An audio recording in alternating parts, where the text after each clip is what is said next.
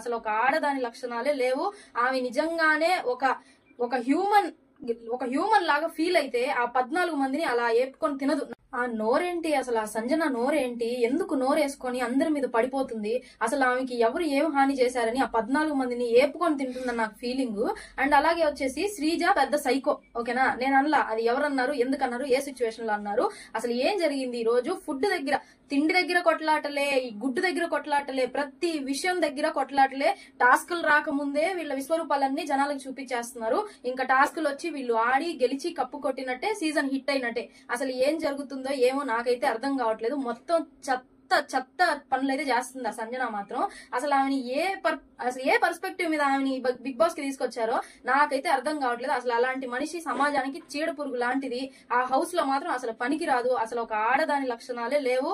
ఆమె నిజంగానే ఒక హ్యూమన్ లాగా ఫీల్ అయితే ఆ 14 మందిని అలా ఏపుకొని తినదు, నా ఫీలింగ్. అసలు ఏం జరిగింది, ఎందుకు ఆమె అంత రియాక్ట్ అయింది? బాత్రూమ్ దగ్గర గొడవ ఏంటి, అది కూడా షాంపూ కండిషనర్ దగ్గర గొడవ ఏంటి, నాకు అర్థం కావట్లేదు. అసలు మొత్తం టోటల్ ఫుల్ ఎక్స్ప్లెయిన్ చేస్తూ నేను ఫుల్ వీడియో అయితే పెట్టేశాను. కింద ఉన్న లింక్ ని క్లిక్ చేసి ఫుల్ వీడియో చూసేయండి. నచ్చితే లైక్, షేర్ అండ్ సబ్స్క్రైబ్ అయితే చేసుకోండి. నెక్స్ట్ వీడియోలో కలుసుకుందాం. చాలా రైట్, టాటా.